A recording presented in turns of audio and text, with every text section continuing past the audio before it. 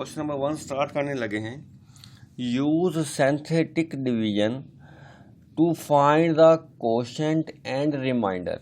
कहते हैं आप सिंथेटिक डिवीजन को यूज़ करें। मेथड हमने यूज़ करना है सिंथेटिक डिवीजन वाला, और फाइंड हमने करना है कोशेंट। कोशेंट को क्यू ऑफ एक्स से डिनोट करते हैं, एंड रिमाइंडर, और रिमाइंडर को हम आर से डिनोट करते हैं। हमें सिंथेटिक डिवीजन मेथड यूज़ करना है और फिर कोशेंट और रिमाइंडर मालूम करना है। फर्स्ट ऑफ ऑल हम देखते हैं कि हम सिंथेटिक डिवीजन को कैसे यूज़ कर सकते हैं। हमें एक्सप्रेशन दी गई है x square plus 7x minus 1 divided by x minus 1। इसे हम कैसे सॉल्व करेंगे। जो फर्स्ट एक्सप्रेशन दी गई है उसके कोफिशिएंट हम लिख लेते हैं। एक्स स्क्वायर का कोफिशिएंट 1 दिया गया है, हमें एक्स का कोफिशिएंट 7 दिया गया है, और फिर हमें कांस्टेंट टर्म -1 दी गई है। फिर हमें इसे डिवाइड करना है एक्स माइनस 1 पर। जिस टर्म पर डिवाइड करना हो उस टर्म को हम लिखेंगे x minus 1 is equal to 0, और x की वैल्यू वहाँ से फाइंड कर लें 1 आएगी, और 1 जिस पर डिवाइड करना है उसे हम यहाँ पर लिख देंगे। 1 पर हमें डिवाइड करना है। अब सिंथेटिक डिवीजन का मेथड क्या है वो देख लें।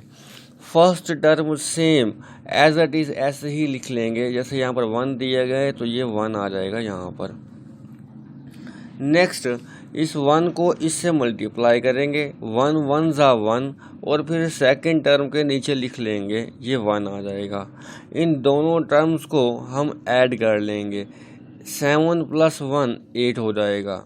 अब सेम 1 को मल्टीप्लाई करना है 8 से, 8 1 ज़ा 8, और इन बोथ टर्म्स को ऐड कर लेना है तो ये 7 आंसर आएगा।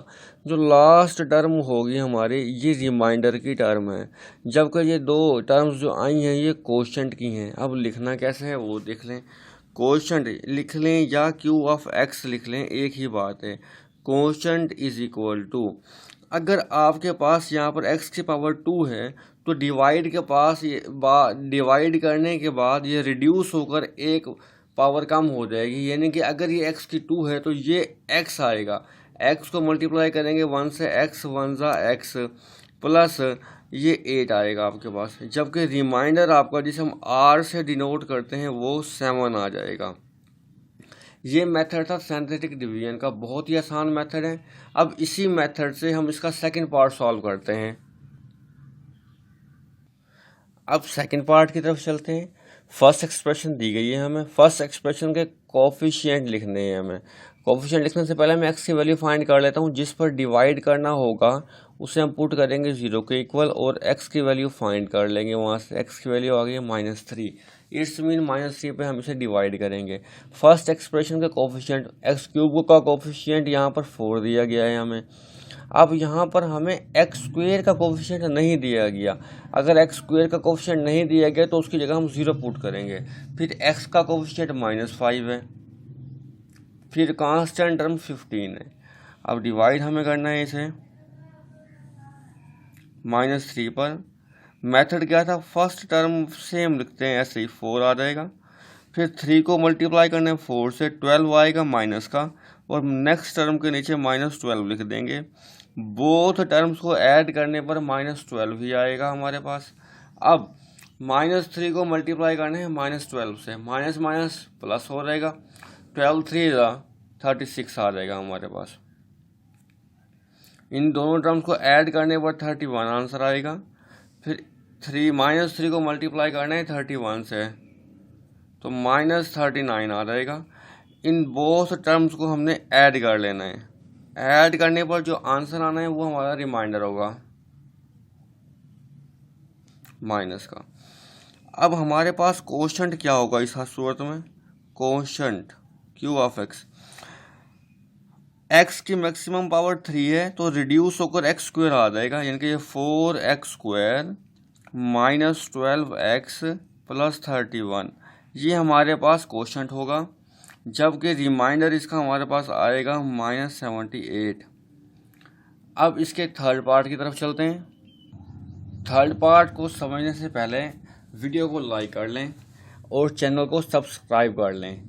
हाँ जी, देखते हैं first of all second term को इक्वल टू 0 करना है हमें, ताकि हमें मालूम हो जाए कि हमने किस पर डिवाइड करना है।